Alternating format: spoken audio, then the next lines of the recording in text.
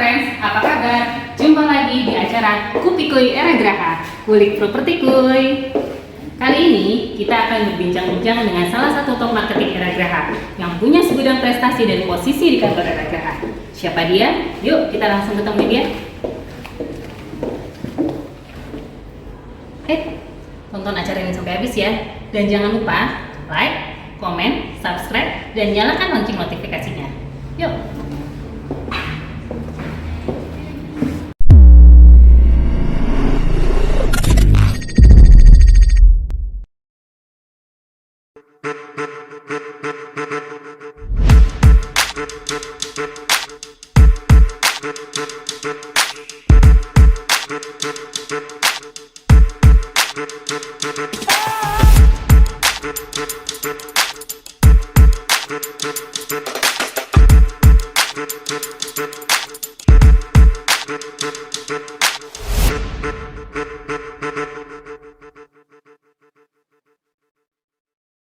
Halo Era Graha Friends, ini dia bintang tamu kita Bapak Raymond Gunawan, seorang Senior Associate Director dan juga Executive Associate Leader di Era Graha. Yeay.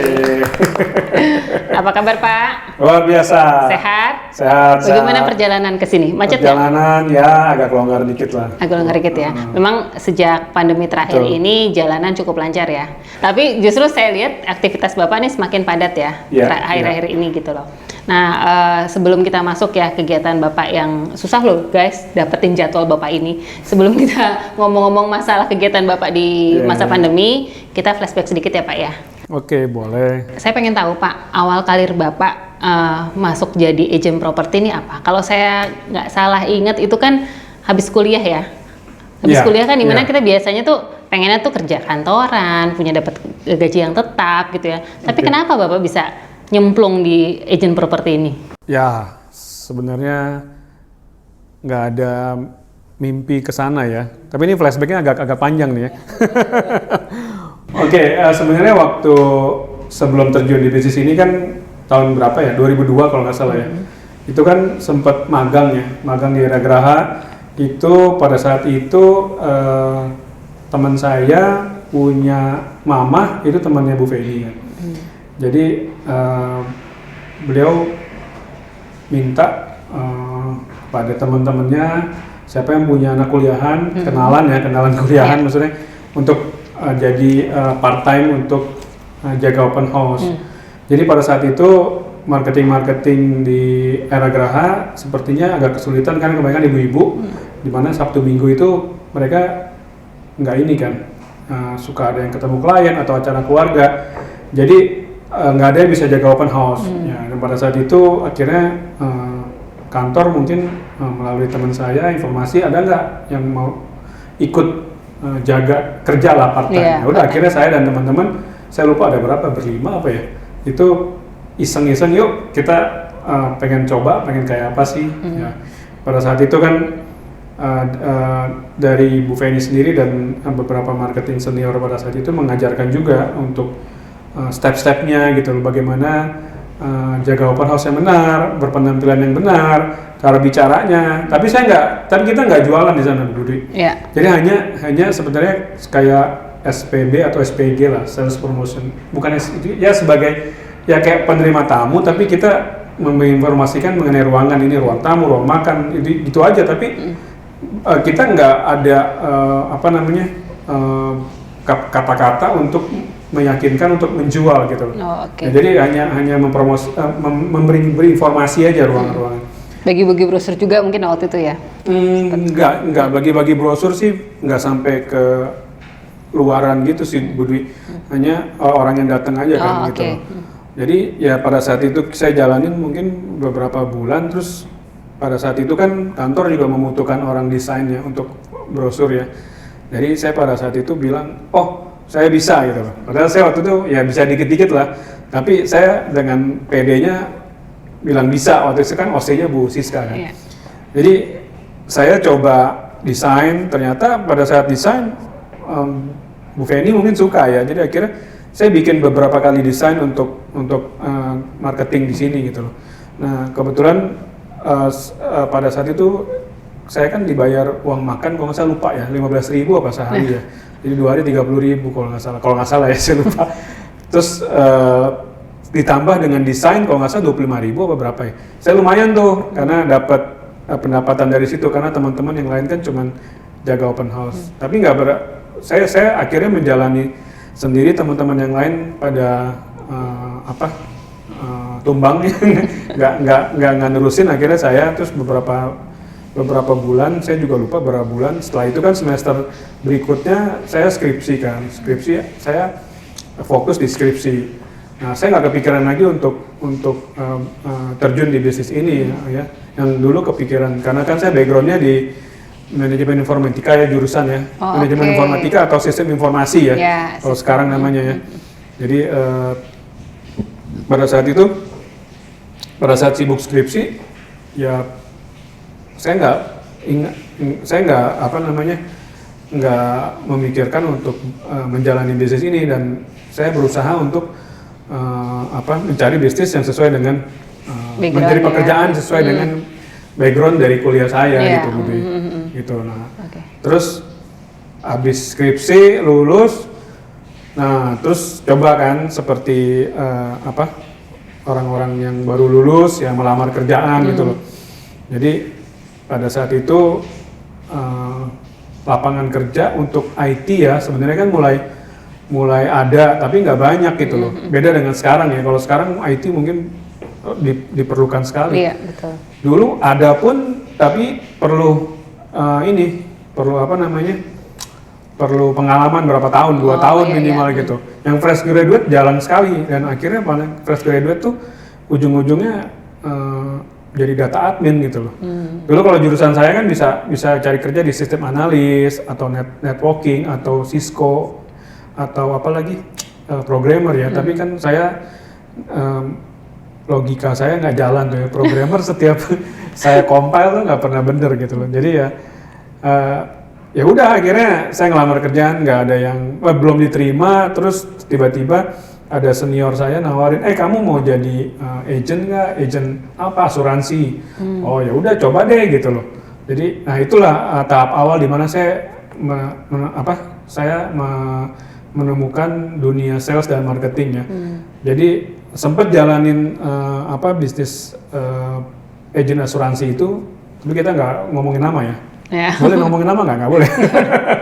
Ya, tapi agent asuransinya itu udah nggak ada di Indonesia, juga udah tutup gitu.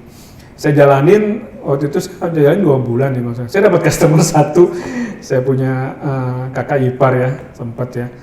Tapi pada saat itu saya nggak terlalu srek ya gitu loh, karena saya orangnya tuh sebenarnya tipenya bukan yang bisa ngobrol, yang bisa ngajak prospek orang gitu.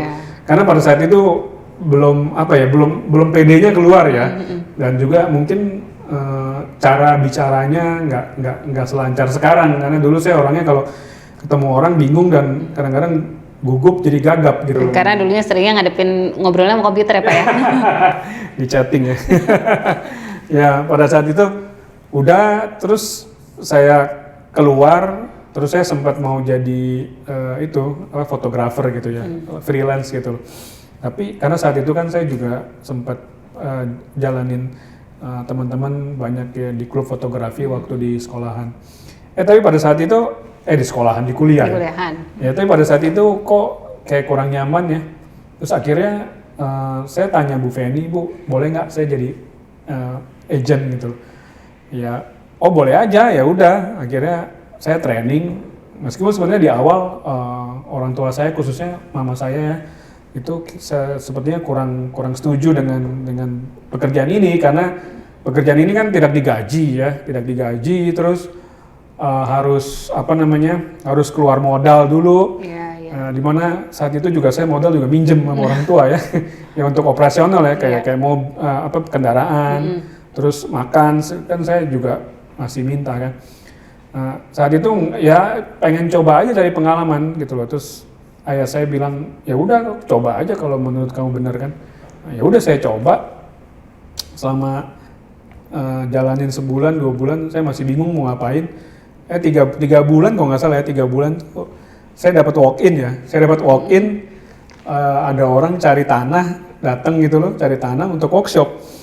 Ya, pada saat itu kan saya karena walk-in dan saya lihat ada papan flyer ada flyer di papan di bawah. Ya udah, saya kasih data ini. Ternyata dia mau survei. Ya dia mau survei, akhirnya saya ajak survei dan ternyata cocok gitu loh. Ternyata cocok, saya deal, saya transaksi pertama kali gitu. Yang tadinya mungkin orang tua sempat meragukan ya Pak ya? Iya, sempat meragukan. Nah itu kalau nggak salah saya lupa jalan bulan ketiga, keempat ya. Nah, terus akhirnya kan pada saat itu saya tuh punya, waktu pas lulus saya belum foto wisuda. Saya belum, karena pada saat itu saya pengen foto di studionya teman saya itu, yang saya tadinya mau jadi fotografer freelance.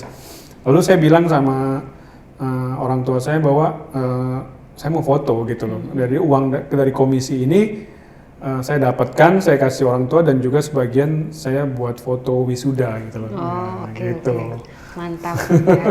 Jadi memang itu awalnya kurang lebih. Ya, oke. Jadi kita memang harus meyakinkan orang tua kita ya, kalau misalnya memang kita mampu, kita bertanggung jawab kepada pekerjaan yang kita pilih gitu ya.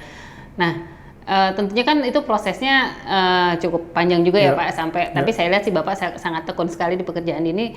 Kapan Pak titik balik Bapak merasakan bahwa iya ini adalah pekerjaan yang saya pilih untuk seterusnya? Wah, panjang ya Bu Dwi ya, karena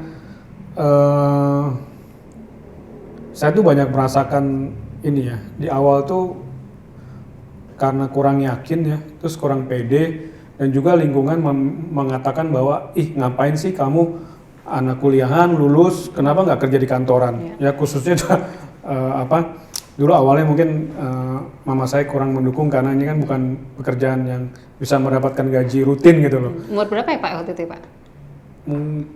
Kisaran umur 23, 24 ya. 23 ya, kan mulainya saya 23 ya. Nah itu, dan juga lingkungan nggak mendukung, dalam arti banyak sekali saya sering dengar tuh, ngapain sih lu kuliah, ngapain sih lu lulus kuliah bukan kerja di kantoran, itu selalu. Jadi saya tuh membuat saya tuh kurang fokus gitu loh, kurang fokus menjalani bisnis ini dan juga santai gitu. Dan akhirnya saya sempat punya kepikiran, pekerjaan ini saya cuman freelance kan, jadi saya hanya bisa mengerjakan weekend aja, Sabtu Minggu gitu loh. Jadi saya tuh nggak, dari hari biasa tuh saya mengerjakan yang lain, saya cari pekerjaan lain, karena dulu saya pernah bantu temen jualan itu alarm gitu, alarm mobil, terus saya sempat jualan pakaian ya gitu loh. Jadi macam-macam yang bisa saya jual gitu loh. Nah itu maksudnya awal dimana saya menekuni dunia sales ya, karena nggak tahu sebenarnya sales itu seperti apa. Nah tapi ternyata saya bisa jualan ya gitu. Sejak deal pertama kali itu saya berusaha jualan barang-barang yang lain, saya bisa jualan ya gitu loh.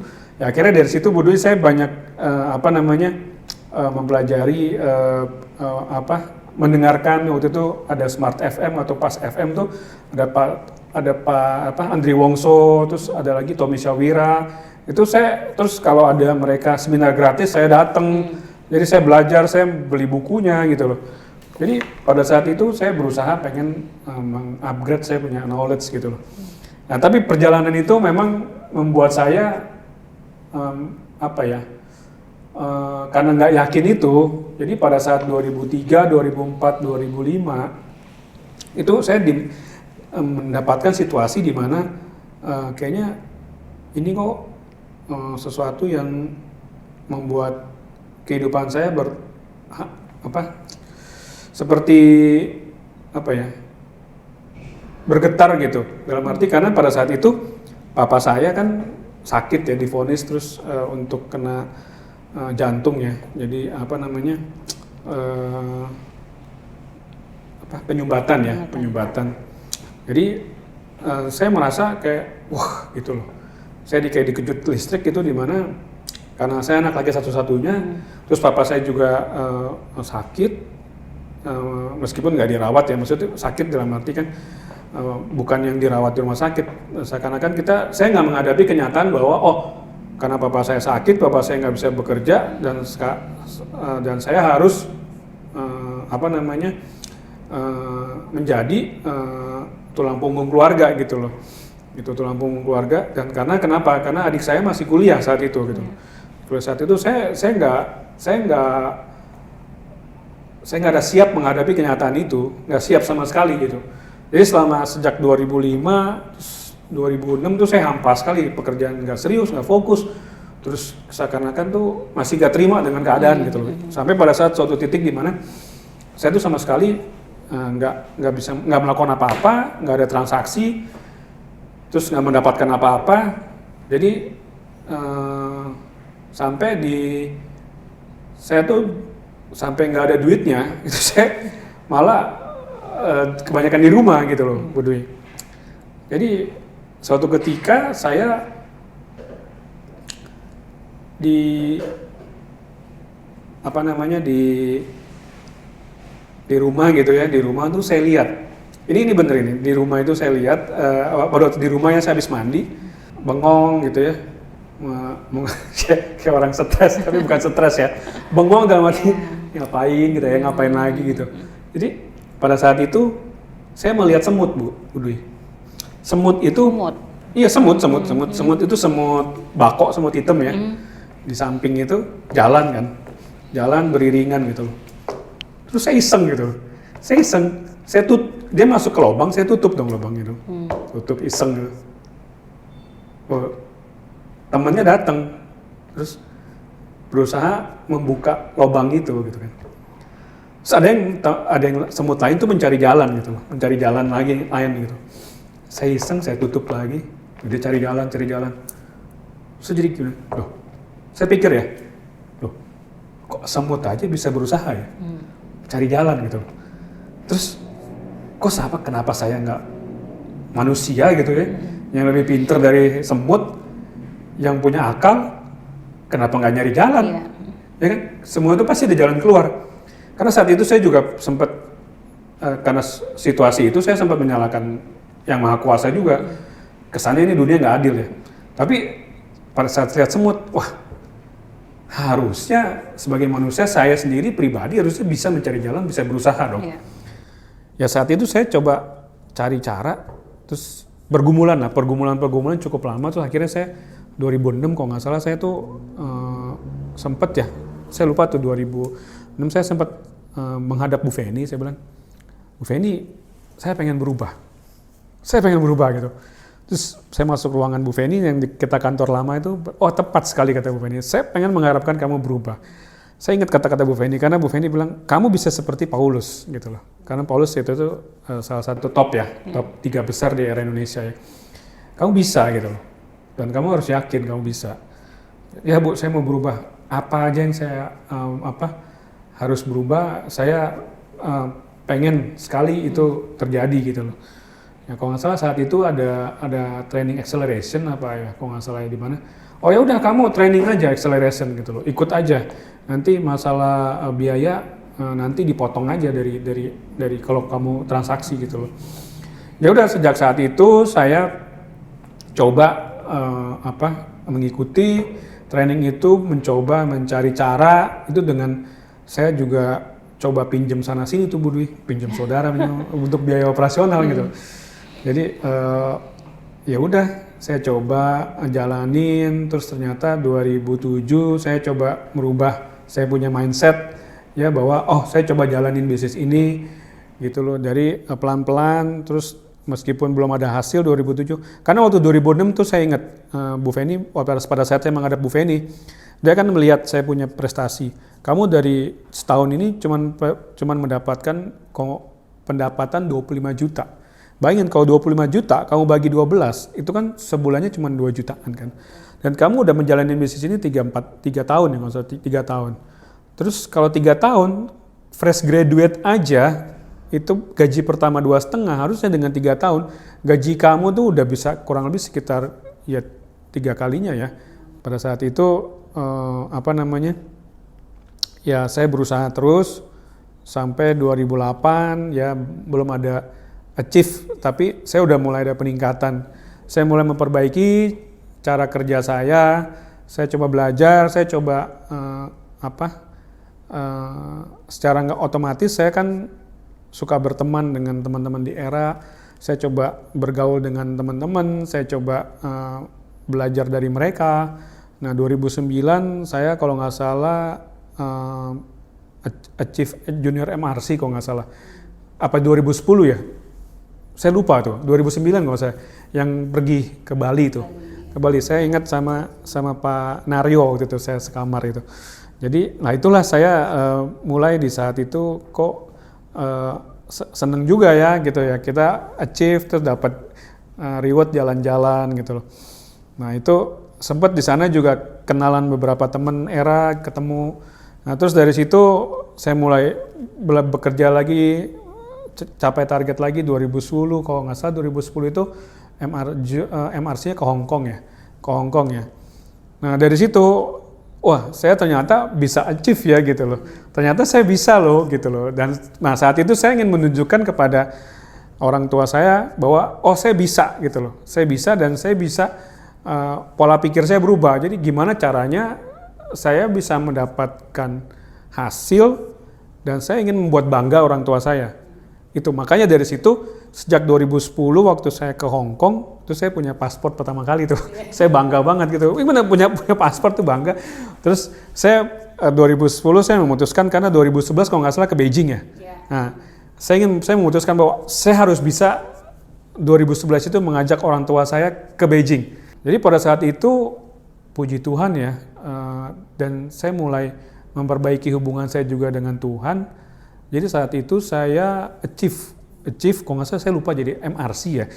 Saya ngajak orang tua saya nggak apa-apa saya bayar, saya pengen membuat bangga orang tua saya. Saya berangkat 2011, terus kita bisa extend ke Hong Kong untuk nemuin saudaranya papa saya dan itu suatu pengalaman yang nggak saya lupakan gitu loh. Terus nggak tahu kenapa tiba-tiba Air Indonesia tuh bikin Star Club ya saat itu ya. Karena selama ini kan cuman sekali ya setahunnya rewardnya ya MRC ternyata ya semester pertama ternyata tiba-tiba Air Indonesia bikin lagi namanya Star Club untuk semester kedua. Nah saat itu saya pikiran wah Star Clubnya kemana? Ke Perancis, wah ke Paris gitu loh. Waduh, saya bukan kepikiran ke Parisnya, saya nanya ke siapa dulu, lupa. Paris dan Belanda itu deket gak? Oh ya dibilang deket juga enggak kan gitu loh, agak lumayan jauh kan yang ngelewatin, kalau nggak salah ngelewatin Belgia kalau nggak salah waktu itu ya. Wah saya bilang, saya pengen ke Paris karena pengen ngajak orang tua saya extend ke Belanda nemuin tante saya gitu loh. Jadi nggak tahu kenapa nih kok Tuhan kasih jalan gitu loh. Nah sejak 2011 itu saya juga mulai memperbaiki saya punya kegiatan iman saya mulai aktif di gereja dan saya juga yakin wah Tuhan bisa kasih jalan. Ternyata 2012 ke Belanda, wah saya mesti bisa achieve tuh. Saya achieve kalau nggak salah, saya punya target tuh, nah itu yang ke Paris kalau nggak salah. Jadi berangkat 1, gratis 1. Jadi kalau nggak salah saya cuma bayar mama saya doang. Nah, jadi saya bayar mama saya, terus saya bayar tiket extend dan juga ke Belandanya. Saya beli tiket kereta. Itu makanya dimana pada saat itu saya punya yakin dan puji Tuhan saya achieve loh.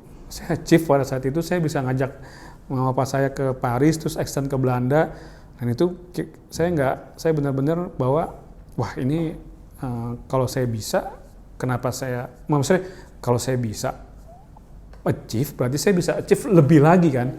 Nah pada saat itu saya coba maksimal lagi bekerja, banyak listing yang saya pasarkan, saya berusaha fokus di scope wilayah Pondok Indah dan sekitarnya. Jadi 2013 saya achieve ke mana? Ke Korea. Terus 2014-nya itu kan hanya 2014 saya agak sedikit down pada saat itu karena saya tahun itu merasa nggak enak ya. Karena kenapa ya? Karena papa saya tuh mulai merasakan tanda-tanda nggak enak badannya gitu loh. Ada yang salah dengan badannya gitu. Jadi pada saat itu saya sebenarnya nggak achieve karena nggak fokus ke Sydney, ke Australia. Tapi saya achieve junior MRC. Saya juga bingung mau pergi apa enggak. Tapi Bu Feni bilang kamu pergi aja. Ya udah akhirnya saya pergi. Padahal pada saat itu saya pengen sebenarnya ngajak orang tua saya ke Singapura gitu loh. Singapura. Tapi ya sudahlah, akhirnya saya pergi. Nah setelah pulang, nah papa saya kayaknya udah tanda-tanda nggak sehat gitu loh.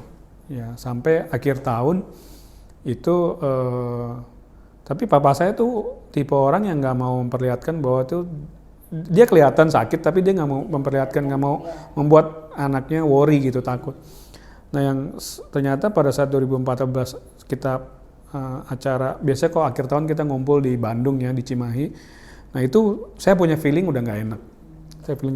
Saya bilang sama bapak saya, ya udah nanti bulan Januari kita pulang dari sini, kita ke rumah sakit gitu, periksa. Ya ternyata ya pada saat kita periksa, tapi papa saya nggak mau periksa waktu itu. Pada saat itu dia maunya itu menjalani pengobatan yang sebelumnya, yaitu pakai infus itu loh, buat melonggarkan saluran penyumbatannya itu. Tapi ternyata pada saat itu bukan merasa lebih baik, tapi merasa lebih nggak baik, bahkan nyetir mobil aja nggak bisa. Nah, akhirnya kondisinya menurun dan akhirnya masuk rumah sakit. Dan itu ya dimana, nah ini saya menjalani titik balik kedua lagi nih. Titik balik kedua lagi itu tadi yang pertama, kedua ini bahwa wah ini berat ya. Dan saya sekali lagi dibikin kayak suatu pandangan-pandangan di mana mungkin Tuhan kasih pandangan-pandangan ke saya bahwa waduh kayaknya memang ini sudah sudah jalannya begini gitu loh. Pada saat itu saya juga masih still yakin bahwa papa saya baik-baik aja meskipun dirawat di rumah sakit. Saya sempat minta izin sama papa saya, Pak, saya mau ke Singapura ikut acara EPBC itu. Iya. Ya, itu semester kedua saya achieve tuh. Kalau nggak salah saya achieve, saya kejar target semester kedua. Kalau nggak salah sebenarnya mau ke mana? Ke Praha ya kalau nggak salah. Ke Praha kalau nggak salah 2015 itu ke Praha kalau nggak salah ya. Sebenarnya saya achieve tuh. Terus saya bilang saya minta izin, kata papa saya ya udah pergi aja. Tapi nggak tahu kenapa ya pagi-pagi saya pesawat pagi tuh. Sebenarnya saya waktu itu ngobrol sama Pak Kuncoro, gimana papa kamu bla bla bla bla bla. Saya still nggak yakin gitu mau ninggalin dia gitu loh. Ya udah saya berangkat aja. Berangkat ke Singapura, baru tiba di Singapura, baru ganti nomor telepon gitu loh. Ya, ganti nomor telepon Singapura, baru ngaktifin. Miss call mama saya banyak banget gitu loh. Saya telepon balik, wah mama saya udah nangis. Kamu cepetan balik deh. Papi keadaannya nggak baik, nggak bener. Waduh. Jadi waktu itu udah sempet udah landing Singapura, di Changi itu saya udah landing, baru nyalain HP, ganti SIM card. Waduh, saya telepon, waduh kamu mending balik deh, karena keadaannya nggak bagus gitu loh. Padahal saya baru landing gitu loh. Terus udah akhirnya saya putusin balik. Penerbangan 1 jam berikutnya saya mesti balik.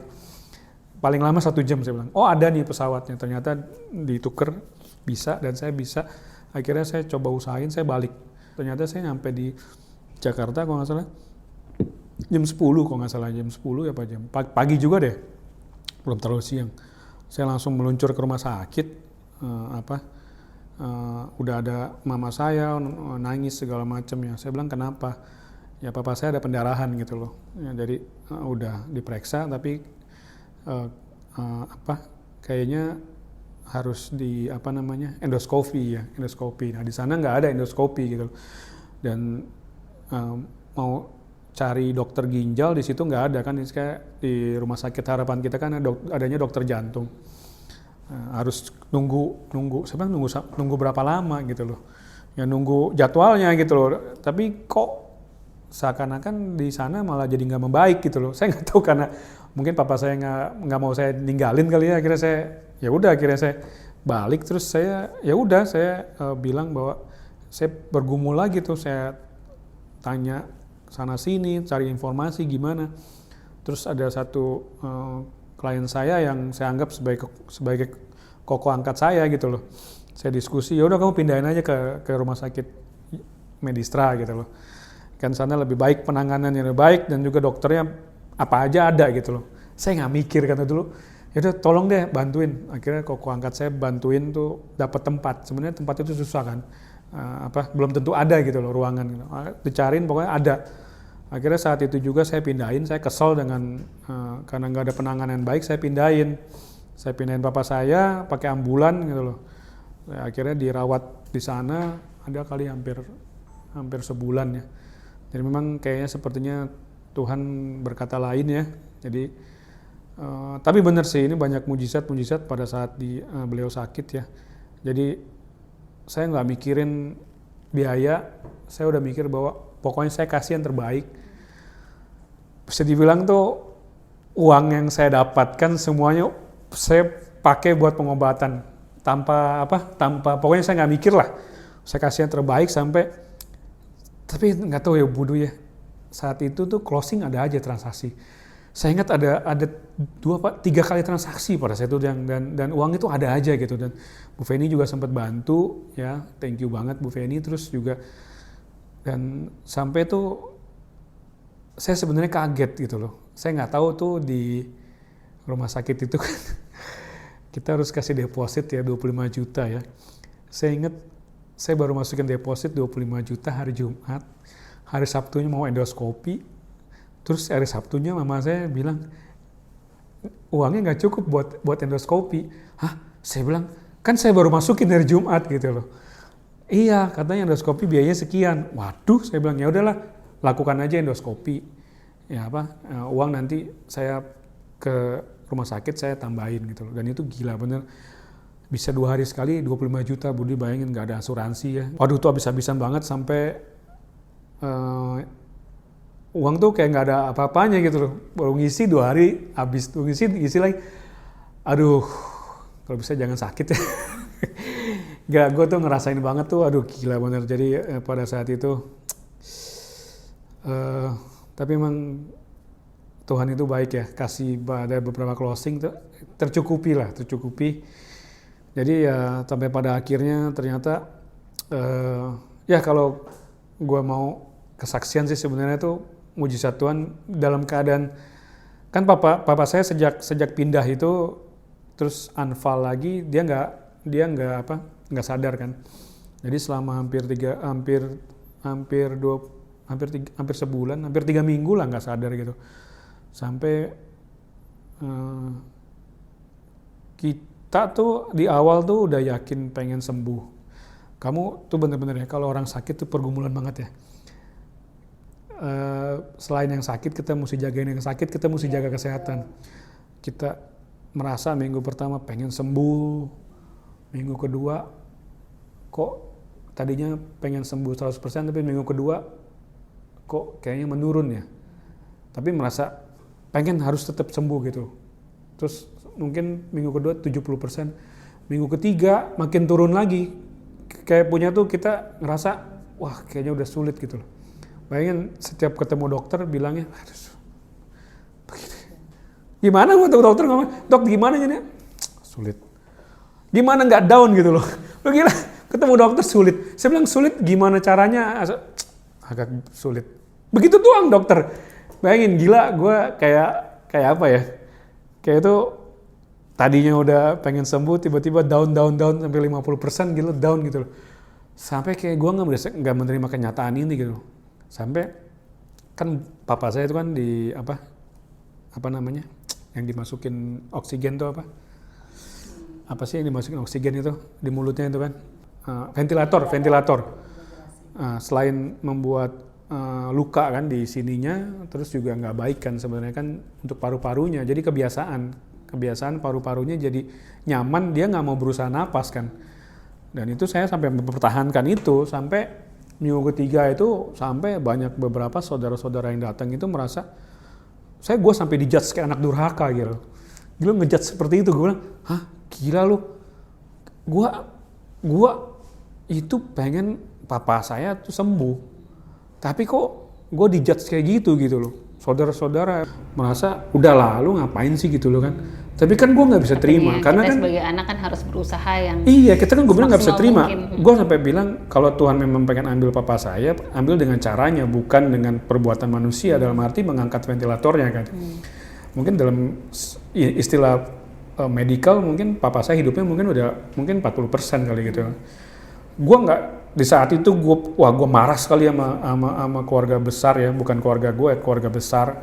Kayak gue seakan-akan tuh anak yang inilah mempertahankan kondisi dan bukan mempertahankan apa, mereka bilangnya tuh menyakiti papa saya gitu loh dengan kondisi itu, malah bukan lebih baik, lebih sakit katanya gitu loh. Wah, gue nggak terima, gue keluar ya dari mereka semua, gue tinggalin mereka tuh. Untungnya ya gue emang nggak tahu ya, tiba-tiba tuh teman-teman SD gue dateng di saat itu, tahu nggak? Dateng ketemu gue, mereka ngasih sumbangannya yang gue nggak bener-bener nggak nyangka bahwa, aduh, thanks God banget teman-teman SD gue ya untuk ya si Michael, Magdalena semuanya tuh yang gue nggak bisa ucapin, bener-bener gue kaget yang kita udah nggak Kalau teman-teman SD-nya Pak Raymond ya nggak nyangka pada saat pergumulan itu gue keluar dari keluarga besar, ternyata ada mereka datang, mereka kasih sumbangan yang nilainya nggak kecil, lumayan lah untuk bantu gitu loh. Dan itu teman SD yang udah lama gak ketemu bisa kasih sumbangan sebegitu besar dibanding yang lain gitu loh. Dan gue merasa, wah kok gila, luar biasa ya gitu loh. Mereka teman-teman itu yang care banget, malah bahkan bisa dibilang tuh saudara tuh bantu finansial aja nggak ada gitu loh. Tapi orang lain yang nggak kenal tiba-tiba bantu kasih biaya yang nggak nyangka. Dan bahkan kita dapat bantuan tuh dari yang kayak dari tantenya kakak ipar saya yang bantu dengan nominal yang nggak begitu besar, yang nggak kecil, yang besar gitu loh. Dan sampai nggak nyangka gitu loh. Teman-teman tuh, aduh, saya benar-benar Tuhan itu luar biasa ya. Makanya kita harus hidup ini tuh katanya harus jaga benar-benar kita punya nama ya, kita punya kredibilitas. Jadi ya memang setelah itu Tuhan berkata lain, akhirnya papa saya dipanggil, tapi saya mujizat lagi sebelum dipanggil ya. Kita berdoa sama-sama sama semua ya, keluarga kita ya. Nah, hari berikutnya papa saya melek. Oh. Melek. Kayak bangun tidur, dan itu ada saya di situ. Ada saya dan ada mama saya, dan itu gila banget. Saya bilang puji Tuhan, puji syukur, tapi bukan berharap sembuh. Bahkan itu kita udah mikir bahwa ini tanda papa saya mau mengucapkan perpisahan gitu. Dengan kayak orang bangun tidur gimana sih matanya begitu. Melihat gitu. Meskipun dia nggak melirik kiri kanan, dia melihat. Dan itu luar biasa. Gila, sampai kita tuh merinding ya. Habis itu kita berdoa terus di situ ya, sampai akhirnya ya dia nggak ngomong apa-apa, ya merem lagi gitu loh. Karena setiap hari tuh kita rekamin suara, taruh di handphone, kasih hands free ya di papa saya, suruh dengerin suara keponakan saya, suara semua ya, rekamin. Dan itu gila bener-bener, aduh. Gua kalau flashback lagi mau nangis sebenarnya, gila. Bukan nangis buat apa ya? Bukan nangis karena kehilangan, memang nangis prosesnya itu loh. Proses itu yang gila tuh benar-benar, aduh. Terus sampai akhirnya dipanggil tuh, kita tuh sudah siap gitu loh. Sampai saya jalanin sendiri tuh, dipanggil tuh sampai detik-detik terakhir tuh. Gue di situ gitu loh. Gue di situ, nyokap gue, adik gue, cuman kakak gue yang kedua yang nggak ada, kakak gue pertama ada.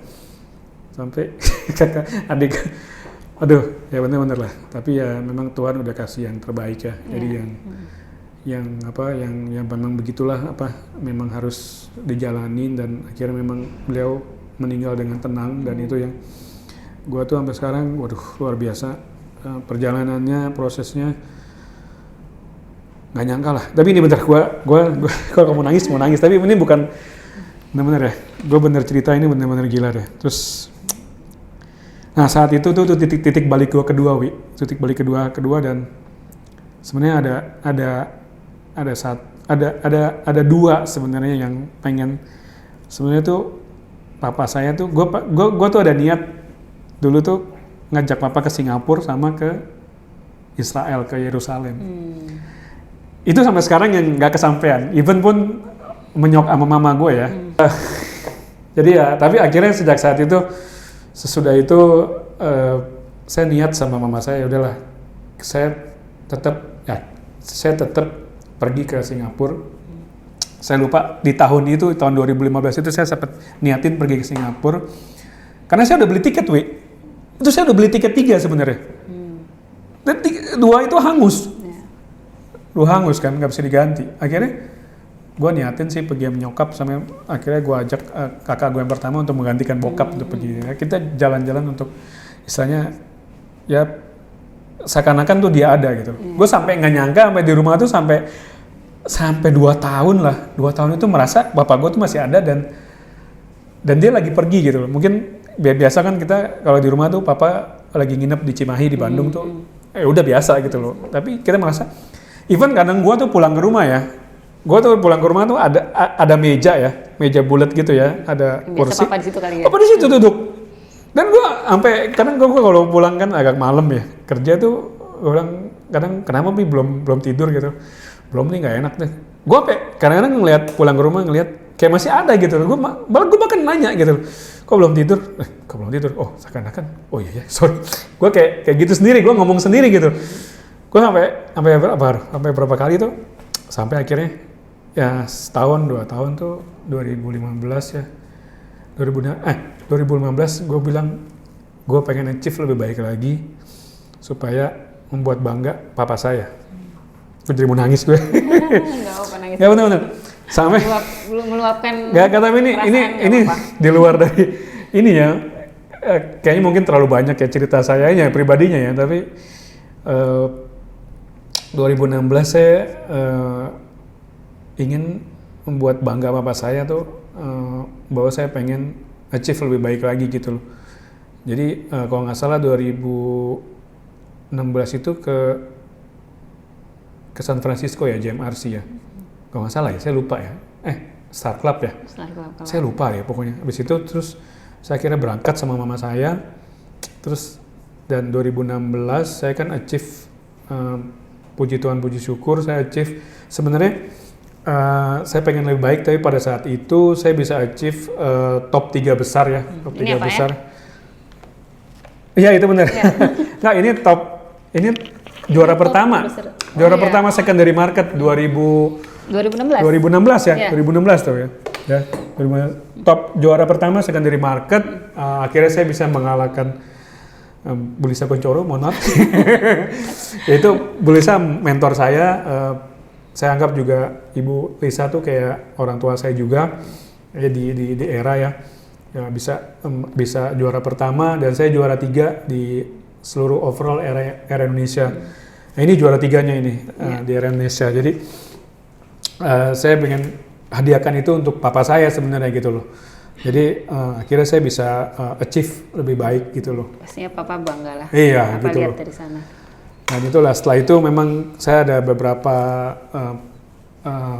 perubahan ya, kan saya sudah akhirnya berkeluarga juga, jadi ya tahapan-tahapan itu yang saya lalui dan memang pekerjaan ini kalau kita menjalani bisnis itu tuh memang harus fokus ya Budi ya, dan juga mindset itu penting banget karena mindset itu membuat perilaku dan sikap kita tuh lebih terarah. Yakinin saja bahwa di bisnis ini kita bisa achieve lebih baik lagi gitu loh. Ya, fokus dan tentunya tadi kalau saya tangkap dari yang pembicaraan Bapak tadi juga ya dari awal ya. Kita juga harus ada renungan sedikit ya. Dari kita merenung mungkin tadi masalah semut tadi itu Pak. Ya. Jadi renungan hanya melihat semut gitu ya. Terus kita berpikiran untuk gimana caranya kita mencari solusi dari kekosongan itu dan tentunya yang saya lihat juga pada saat kita mau berjalan ada tujuannya, ada targetnya. Dan di sela-sela itu juga ada yang disebut semangat kita untuk terus maju ya. Mungkin kalau di pekerjaan spirit of work-nya kita lah gitu. Nah, betul. Mungkin Bapak juga bisa bagikan ke teman-teman kita yang lain gitu ya. Tips-tips lah untuk membangun spirit of work itu seperti apa? Oke. Sebenarnya balik lagi ya, bisnis ini kan bisnis menurut saya ya, karena saya juga sempat menjalani sempat aktif lah menjalani di pelayanan di gereja. Jadi saya lihat bahwa bisnis ini kayaknya bisnis pelayanan kan, service kan, Betul. service ya. Service dalam arti ya kita membantu para klien itu menjualkan atau menyewakan, dan bagi penjual, bagi pembeli kita kan membantu mendapatkan properti yang diinginkan gitu loh. Baik itu sewa maupun beli. Jadi kita berpikir ke sana dulu bahwa bisnis kita ini sebenarnya mulia ya. Bisnis ini mulia seperti kita itu melayani gitu. Kita pelayanan gitu, mulia, kita membantu orang. Itu aja sebenarnya bisnis. Karena kita pengen membantu orang, kalau orang itu keluar dari masalahnya, itu kan mempunyai kepuasan ya, kepuasan batin ya. Dimana untuk bagi saya ya, uang itu bukan poin utamanya, komisi ya. Tapi yang poin utamanya saya bisa membantu para customer itu keluar dari masalahnya. Itu loh. Karena nggak semua kita tujuannya ke sana. Karena bagi saya kalau mereka senang, mereka happy, komisi mah itu bonus lah bagi kita untuk setelah membantu dia. Jadi saya udah 7 tahun ini merasa bahwa selain ini bisnis pelayanan, kita juga harus terutama make relation ya, hubungannya. Itu yang kadang-kadang agent itu lupa. Kita prospek orang berharap bisa menjualkan. Tapi kita prospek itu nggak bisa langsung instan. Prospek itu butuh waktu. Kayak kita cari pasangan ya, cari pacar lah ya kan. Kita udah pacaran pun masih belum mengenal dengan baik kan, sampai kita menikah kan. Nah, kita customer itu belum tentu kita klop langsung karena kita pengen tahu keinginan dia apa, kebutuhan dia apa. Nah, saya punya contoh, ada salah satu customer saya itu pengen, dia bilang saya akan menjual rumah ini tahun depan. Kenapa? Why tahun depan? Saya bilang gitu kan. Ya karena saya akan begini. Oke lah Pak, berarti nanti tahun depan saya akan kontak lagi ya. Oke. Sebelum saya kontak, dia udah kontak duluan. Oke, saya mau memasarkan. Pada saat memasarkan di awal, saya bilang, Pak ini nggak mungkin harganya sekian. Karena pasaran sekian. Oh tapi kan saya punya rumah, sampingnya taman, segala macam. Ya tapi itu ada benefit value-nya, tapi bukan itu yang utama. Itu value, tapi market yang berkata kan. Nah saya jalanin proses itu, sampai saya memasarin ada kali 6 bulan ya. 6 bulan, 7 bulan kali. Itu yang dia tuh begini, dia tuh punya keinginan kalau dia menjual rumah ini, dia tuh pengen pindah ke Kanada. Karena di Kanada tuh anak-anaknya semuanya di sana, pengen pensiun hari tuanya di sana. Dan itu menyentuh hati saya. Kalau gitu kan saya mau bantu dia supaya dia happy di sana gitulah. Dia bisa berkumpul sama keluarga, sama cucu gitu ya. Karena dia udah punya kepikiran, saya pengen punya rumah di sini, nanti saya tinggal di sini, anak saya tinggal di sini, saya bisa ketemu cucu. Saya tuh seakan-akan saya jadi inget papa saya gitu loh. Terus saya pengen sekali mewujudkan mimpi dia. Tapi ya Tuhan berkata lain. Dan ini sangat-sangat saya kaget. Pada saat saya sudah dapatkan pembeli, ya lagi proses, ternyata itu saya ingat bulan Desember kalau nggak salah. Dia dipanggil Tuhan. Lagi olahraga, jalan pagi, tiba-tiba jatuh.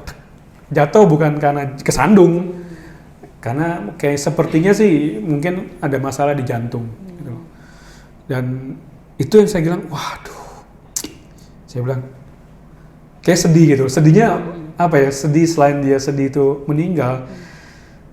Sedihnya tuh, aduh, si bapak nggak bisa mewujudkan mimpinya gitu loh ya, tinggal di Kanada. Tapi kita akhirnya ikut ngerasain gitu loh, akhirnya ya udah saya berusaha semaksimal aja supaya proses transaksi ini berjalan dengan baik ya, meskipun banyak kerikil-kerikil di proses ini ya, tapi akhirnya dapat tuntas gitu loh, dan akhirnya istrinya itu bisa pergi ke Kanada dan bisa berkumpul di sana dengan keluarganya. Nah, itu pengalaman banget, dimana salah satu pengalaman dimana dan saya happy gitu loh, saya happy akhirnya si ibunya sampai di sana, dan anak-anaknya tuh say thank you sama saya, benar-benar thank you Pak Raymond, thank you ya gitu, sampai di pas dia udah serah terima rumah di hotel pun saya masih datang. Sampai seakan-akan tuh gimana ya, saya punya connecting sama mereka gitu loh. Kadang-kadang kemarin saya masih say hello juga waktu kemarin Natal ya di grupnya gitu loh. Kan kita waktu itu bikin grup sama mereka. Saya say hello, saya ucapin hari Natal gitu. Dan itu saya seneng banget. Itu salah satu sih Bu Dwi, salah satu pengalaman. Banyak sih pengalaman yang kadang-kadang ya kita kalau saya ceritain begini ntar waktunya nggak habis nih. Jadi itulah balik lagi bahwa kita harus menyadari bahwa bisnis ini adalah bisnis pelayanan dan kita harus make relationship, hubungan. Betul, ya. Yang utama itu karena di masa sekarang nih ya, kan Pak Hermawan Kertajaya menganalisa marketing kan mulai dari marketing 1.0, 2.0, 3.0, 4.0 kan. Dimana yang saya ingat ya, 3.0 itu adalah konsumen adalah raja. Tapi 4.0 itu adalah konsumen itu make relationship, bukan make a friends with the customer. Membuat customer itu sebagai teman. Jadi ada lagi marketing 5.0 tuh yang dimana udah digital era kan, zamannya digital ya. Jadi kalau kita belanja di online shop ya, pasti Bu Dwi kan mencari toko yang kredibel kan, dimana misalkan bintangnya yang banyak lah ya dan terpercaya. Dan kalau kita sudah melihat tokonya, terus kita melihat produknya, kita melihat produknya dulu, terus melihat tokonya. Habis melihat tokonya kita melihat apa? Reviewnya. Melihat reviewnya dong. Kita lihat pembelinya happy nggak, ya kan? Pembelinya happy nggak? Bintang 5 nggak? Bintang 4, bintang 1 nggak, ya kan? Tapi itu banding berapa? Misalkan yang happy-nya banyak, kita yakin, kita belilah, ya kan? Berarti toko ini kredibel. Berarti toko ini kredibel lah gitu. Kadang-kadang kan suka dikasih star kan, star toko ya, toko. Berarti kita yakin kita beli. Sama juga dengan kita sebagai agent ya. Agent itu harus jaga nama, ya. Nama kita harus baik. Nah, kenapa kita bisa dicari orang untuk membantu customer itu menjualkan atau menyewakan? Ya, karena nama kita baik. Begitupun juga pada saat ini customer itu akan menilai kita. Kalau kita baik, pasti kita kan dikasih referral terus kan, sehingga kita dapat referral dari situ, dari customer. Jadi kondisi di mana saya itu sekarang udah jarang sekali prospek, tapi referral itu berdatangan terus. Sampai kemarin aja tuh konsumen saya itu kasih referral ke temennya mau sewain ruko sama apartemen. Sampai tadi saya dikejar-kejar, Pak Raymond bagaimana hasil analisanya? Sebelum itu selesai, kirim lagi, ada lagi yang mau eksklusif listing. Pak, saya nggak prospek untuk eksklusif, tiba-tiba dia mau, Pak Raymond udah saya mau eksklusif aja. Karena Pak Raymond selama ini bawa klien. Saya bingung. Padahal saya waktu itu prospek pertama kali eksklusif, beliau nggak mau, tapi akhirnya ya udahlah Pak Raymond aja. Belum itu selesai, ini ada lagi, Pak Raymond saya mau nitip properti banyak. Saya sampai ya thanks God banget ya bahwa banyak yang beberapa percaya sama saya. Itu dimana balik lagi ke pertanyaan dari Bu Dwi, dimana saya sibuk karena repeat order tuh banyak dan referral tuh banyak Bu Dwi. Jadi dimana sales yang berhasil tuh saya tadi ikutin ini acara Arabia si Pak Chandra, Coach Chandra itu bilang saya ingat tadi sales yang berhasil adalah sales yang mendapatkan referral dari customernya, ya gitu. Itu yang kita bisa maintenance, kita bisa ya bisa make it selling di situ kan. Nah, itulah makanya di mana agent properti itu harus menyadari bahwa konsumen adalah teman. Konsumen teman, dari teman itu akan percaya. Ya, kalau kita akan percaya, dia akan kasih kita bintang. Bintang-bintang. Nah, setelah kasih bintang, mereka akan referensikan ke teman-temannya, ke saudaranya. Kamu ini dengan ini aja pasti beres. Dengan ini pasti beres. Bahkan ada customer saya bilang, kasih Pak Raymond tangannya dingin, semua yang disentuh katanya bisa terjual. Ya amin kalau gitu, tapi ya saya kan bukan Tuhan gitu. Kadang-kadang custom konsumen saya juga agak berlebihan, tapi ya saya thanks banget karena berarti kan saya punya pelayanan kan baik gitu loh. Jadi itu Bu Dwi, mungkin jawaban saya agak sedikit panjang nih. Nggak apa-apa Pak. Jadi tapi memang itulah. material kan kita bisa habis ya gitu. Betul, Tadi betul. Bapak sampaikan di awal juga gitu. Material gampang habis, tapi kalau misalnya kita punya relation yang baik Betul. dengan customer yang bisa kita pupuk terus, tentunya kepuasan batin itu nggak akan pernah habis Betul. gitu ya. Betul. Dan apa namanya, satu lagi nih Pak, Bapak, kita ngomong-ngomong masalah service dengan customer udah kita bina dengan baik gitu. Dan Bapak kan di sini juga punya tim nih Pak ya. Ya. Bapak sebagai eksekutif associate leader di Yes. Era Graha punya begitu banyak teman di satu grup, di satu tim ya. Ya. Ada mungkin 10 lebih ya Pak ya, 10 marketing lebih yang lumayan, tergabung ada di banyak situ ya. sekarang. Nah, itu gimana nih Pak, Bapak cara memimpinnya? Apakah memang Bapak punya schedule atau apa? Sedangkan kan Bapak juga mengurusi customer yang lain, itu gimana nih Pak? Ya, oke. Ya ini dimana pada saat posisi yang kita kan dimana-mana harus naik level ya Bu Dwi ya. Ya. Memang waktu itu Bu Feni membuat sistem grup dan saya menjadi salah satu leader di grup Powerful ya. Jadi saya yang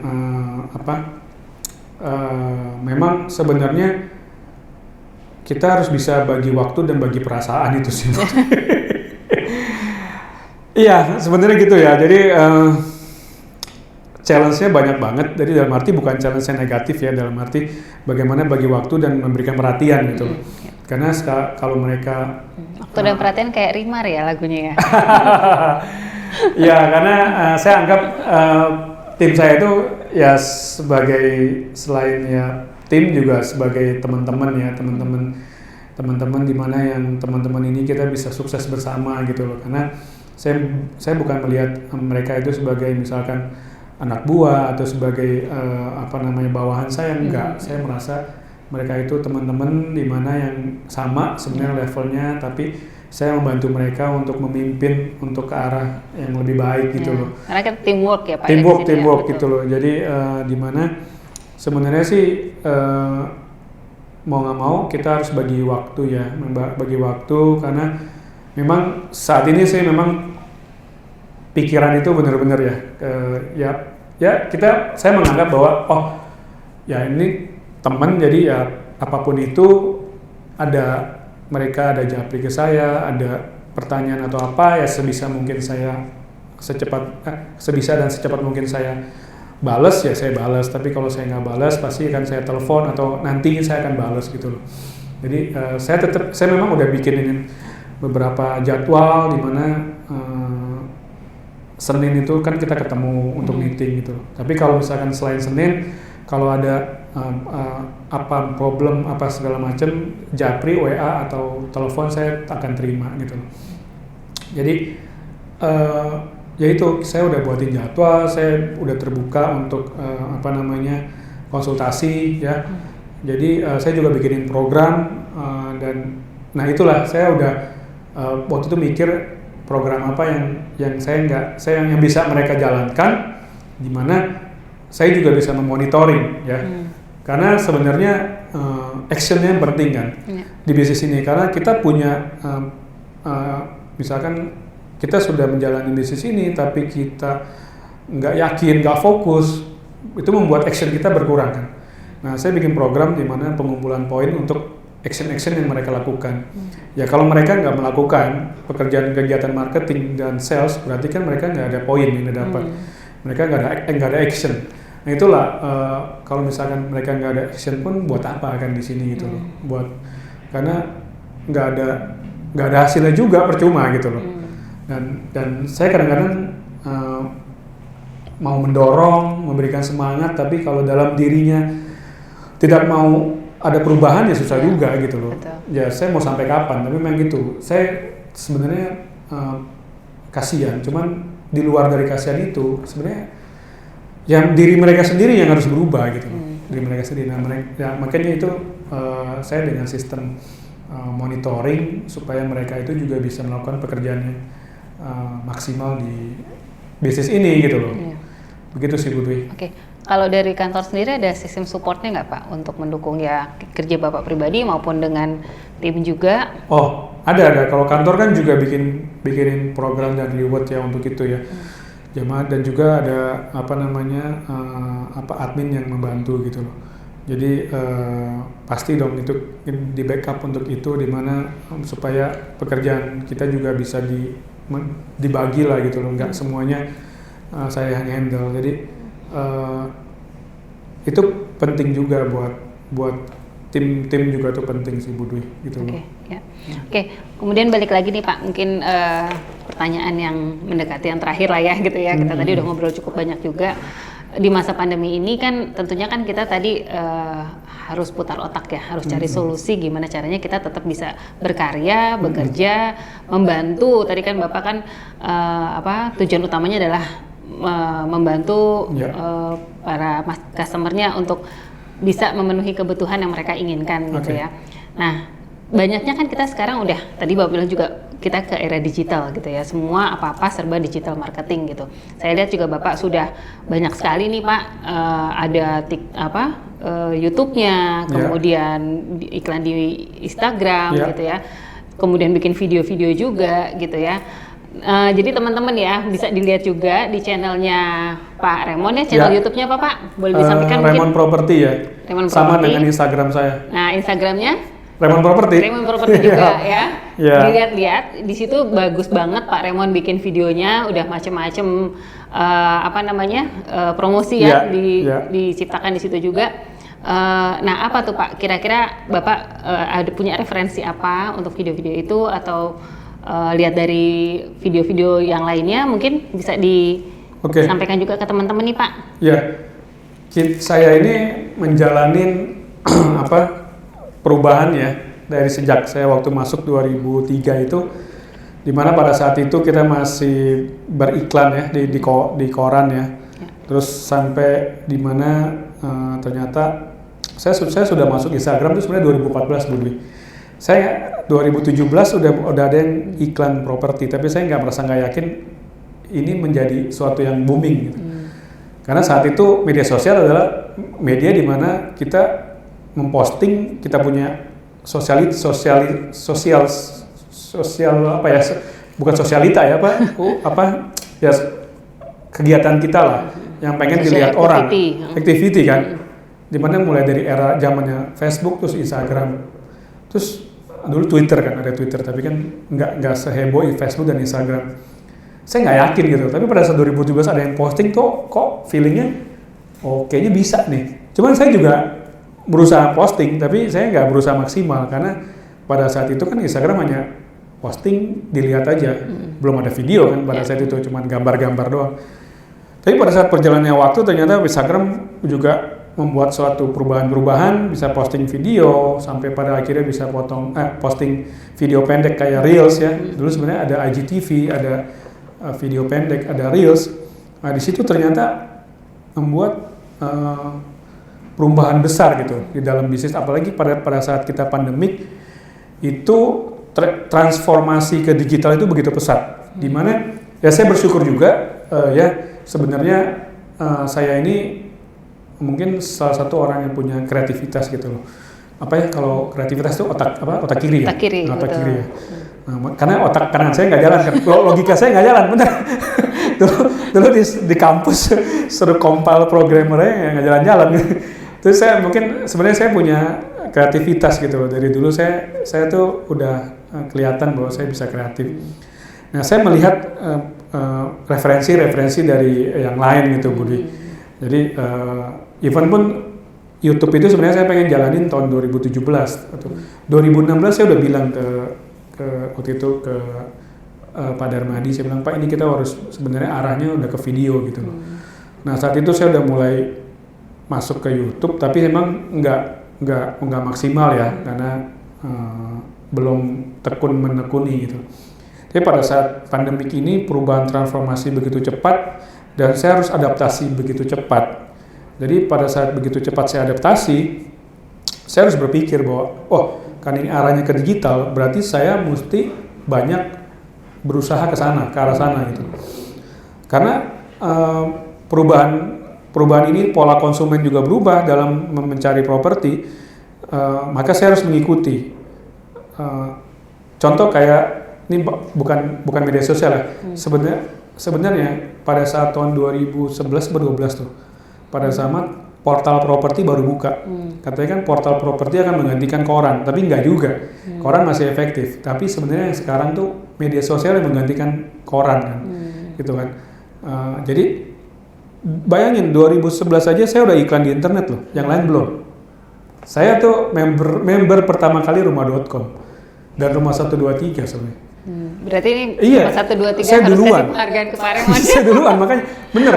Terus saya duluan, waktu itu ada rumah 123 duluan kan, apa yang muncul kan, baru rumah.com. Padahal rumah.com kalau nggak salah dulu kan baru free kan. Pokoknya apa aja ada yang baru, saya pasti akan jadi member.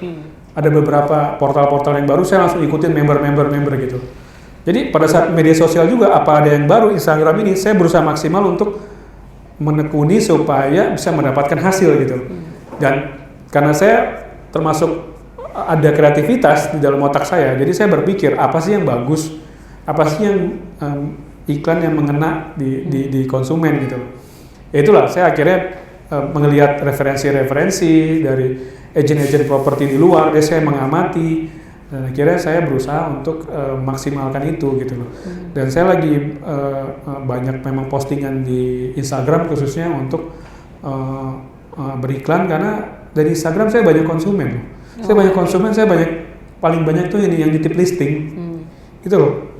Meskipun titip listingnya beberapa yang di luar daerah yang saya nggak bisa handle dari area saya, tapi banyak sekali orang yang melihat, oh saya beriklan, terus mungkin dia melihat saya punya Instagram, dia mengamati, oh ternyata listingnya banyak, baru dia follow gitu. Nah, lucu ini, jadi follower saya bertambah karena saya ada beriklan juga, saya ada buat video reels juga.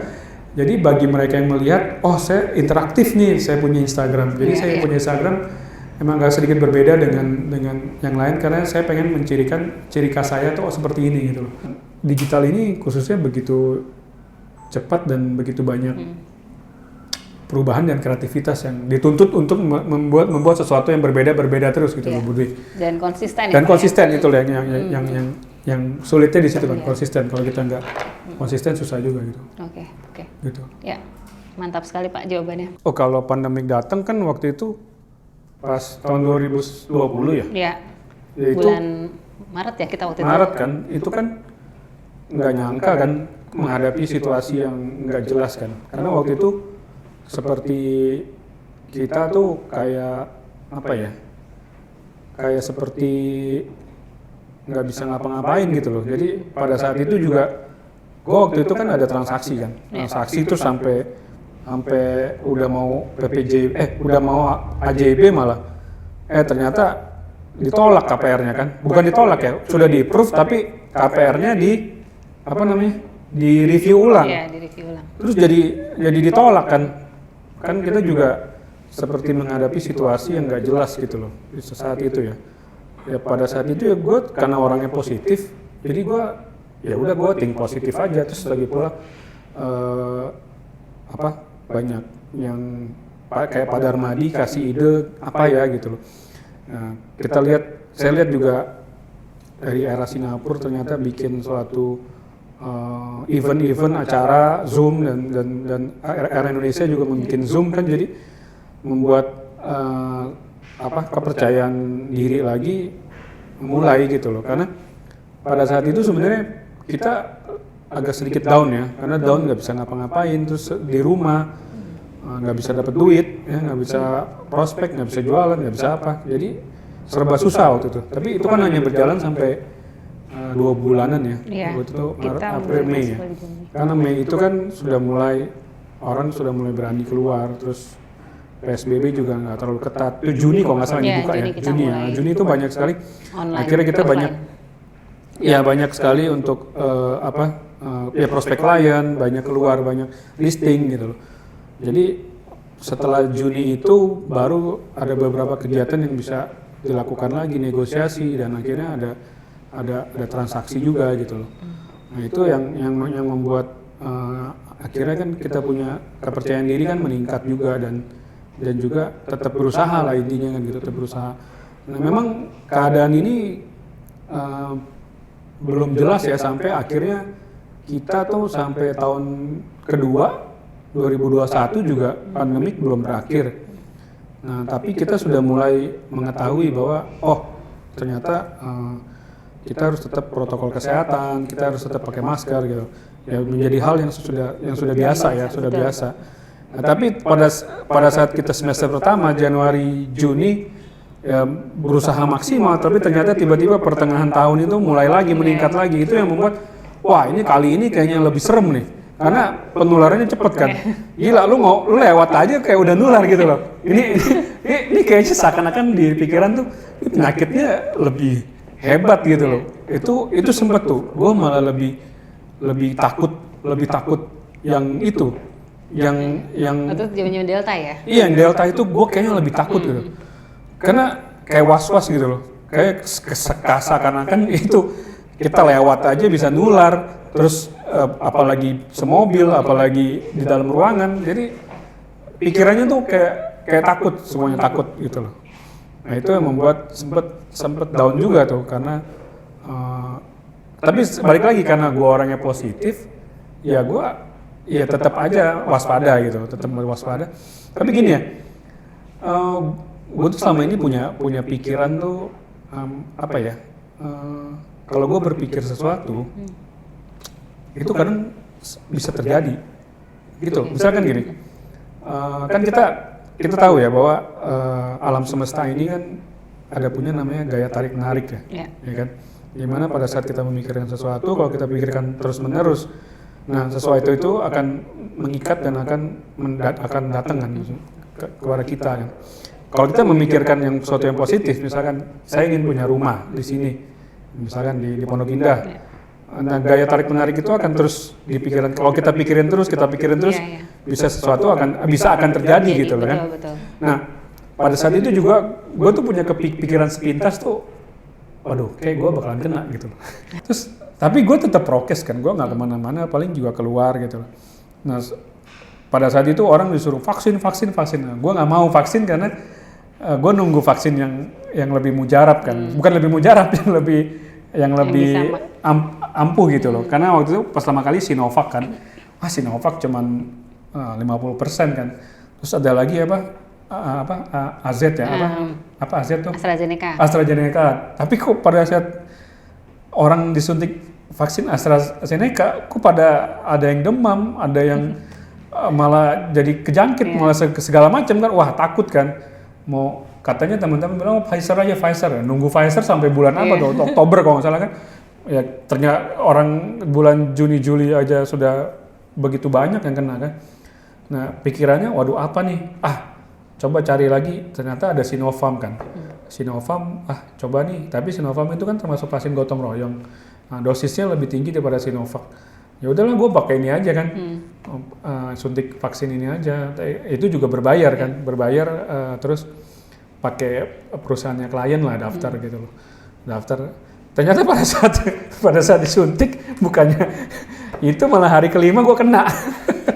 Ya tapi puji Tuhan kan kenanya nggak parah ya, meskipun sebenarnya lebih agak sedikit mengganggu ya. Ternyata gua kena, istri kena, anak kena, semuanya deh gitu. Tapi bersyukur waktu gua kena tuh bukan pada saat tingginya, udah mulai pertengahan lah. Jadi nggak susah mendapatkan obat gitu. Terus ya jadi penanganan udah lebih cepat lah ya. Ya, lebih cepat dan juga kita udah ngerti gitu loh harus ngapain gitu loh. Jadi ya udah meskipun kena juga, dan gue juga lucu gini, gue orang positif ya, gue kena nih paling 3-4 hari sembuh. Beneran gue ngomong gitu. Sugesti ya. Sugesti diri gue kan. Karena gitu.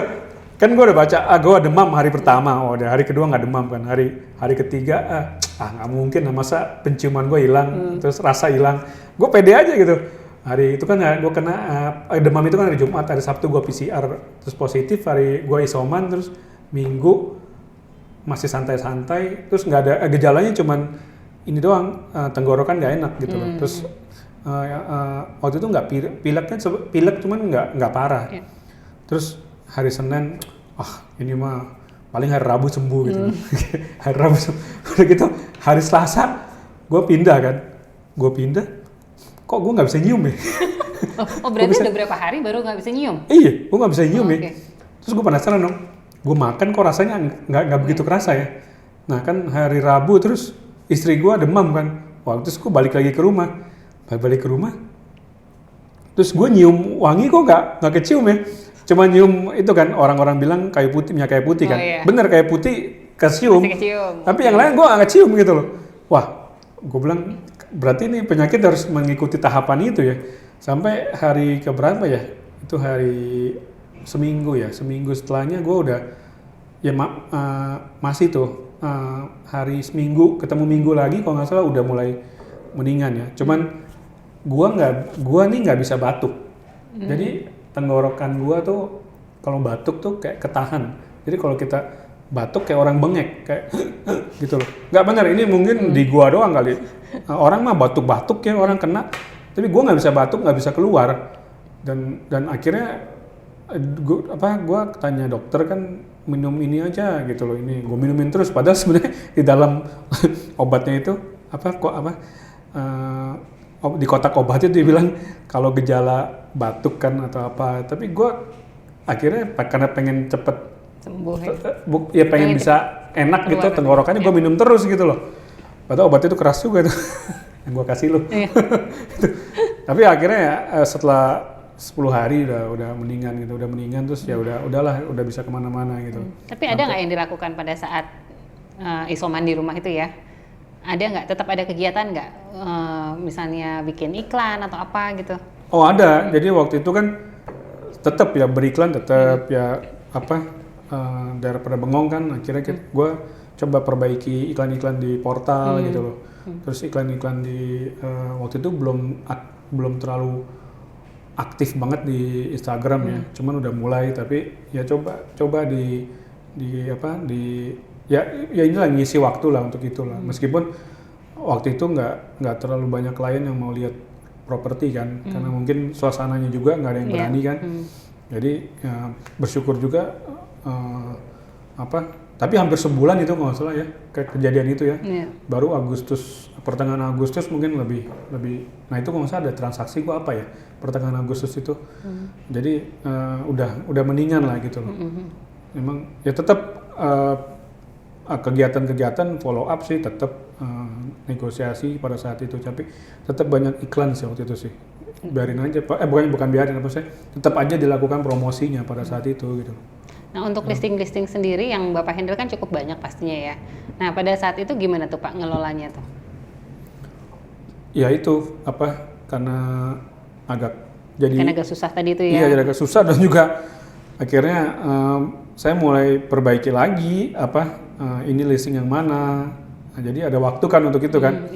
Ini listing ini fotonya ini listing ini fotonya ini. Jadi diperbaiki lagi di handphone khususnya foto-fotonya, terus data-datanya, jadi ya ada manfaatnya lah dari situ lah. Jadi bisa lebih fokus lagi untuk bikin iklannya gitu. Iya, dan kita punya lebih dengan tadi diklasifikasikan lagi gitu ya. Kita punya banyak waktu juga untuk mungkin memfollow up ya, komunikasi lagi dengan customer gitu ya. Kira-kira bagaimana kebutuhan mereka saat ini gitu ya. Betul. Gitu. Bahkan ada beberapa customer yang tahu gue lagi isoman mau dikirimin makanan, segala nggak usah sih makanan cukup, saya bilang gitu. Jadi ada beberapa customer, ada 3-4 customer lah gitu loh. Gitu. Ya Pak Raymond, mantap sekali obrolan kita ini. Dari mulai tadi ya kita ngomong-ngomong masalah habis lulus kuliah gitu ya, langsung dengan beraninya Bapak ngambil pekerjaan agent properti ini yang gajinya bisa kapan aja tergantung transaksi. Kapan aja. Gitu ya.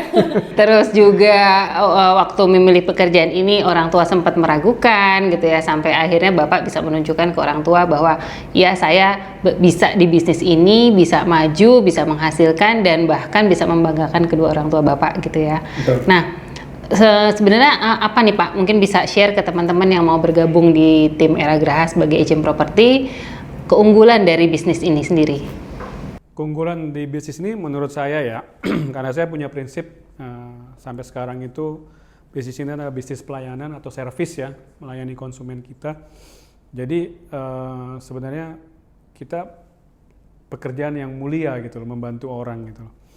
Jadi bagi teman-teman yang memang mempunyai jiwa untuk membantu, melayani, sebenarnya pekerjaan ini, bisnis ini cocok ya. Selain itu kita bisa menghasilkan pendapatan di sini ya.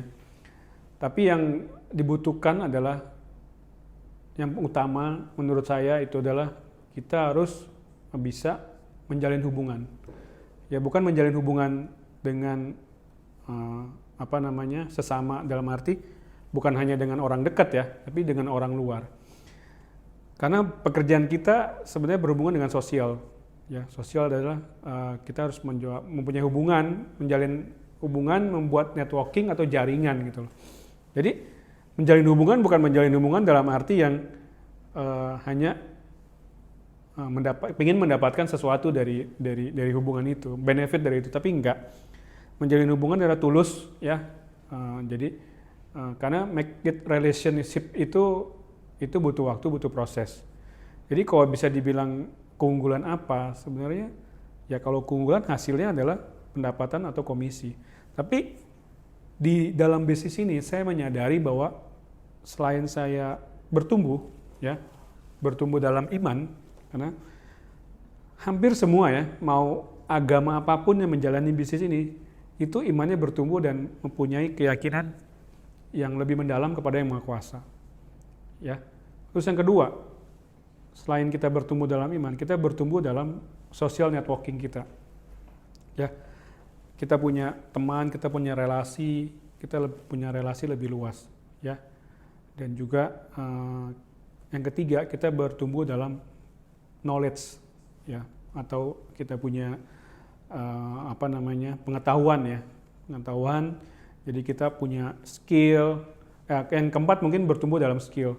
Kita punya knowledge itu dalam arti kita punya informasi itu yang kita dapatkan itu kita bisa salurkan, kita bisa informasikan kepada konsumen-konsumen kita. Contohnya misalkan ya saat ini transaksi harus ada kartu BPJS. Itu kan adalah sesuatu hal yang baik. Kita informasikan kepada konsumen kita bahwa ini peraturan pemerintah yang baru, harus ada BPJS. Nah, itulah di mana bertumbuh dalam knowledge atau pengetahuan yang sebagai informasi. Dan yang keempat tadi bertumbuh dalam skill kita. Kita punya skill, kita punya kemampuan, ya, kemampuan berbicara, kemampuan dalam penjualan, kemampuan dalam market analis, kemampuan dalam menjalin hubungan, semuanya tuh kita bertumbuh. Jadi meskipun sebenarnya di dalam bisnis ini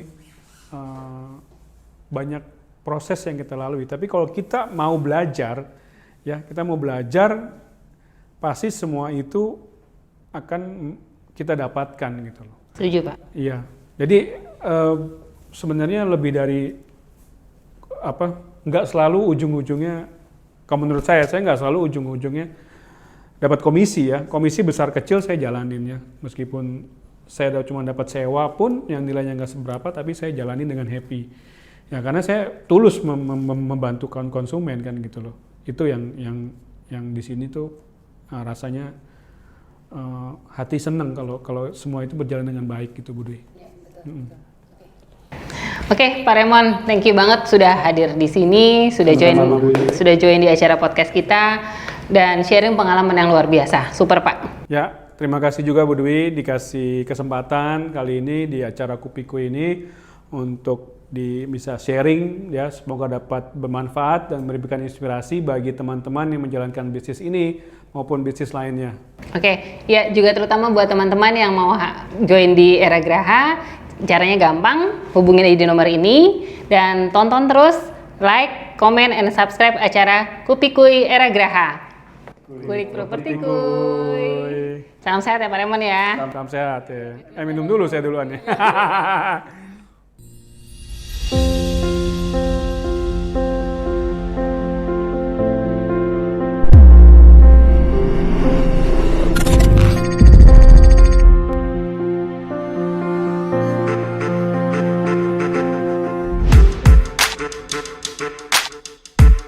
Iya.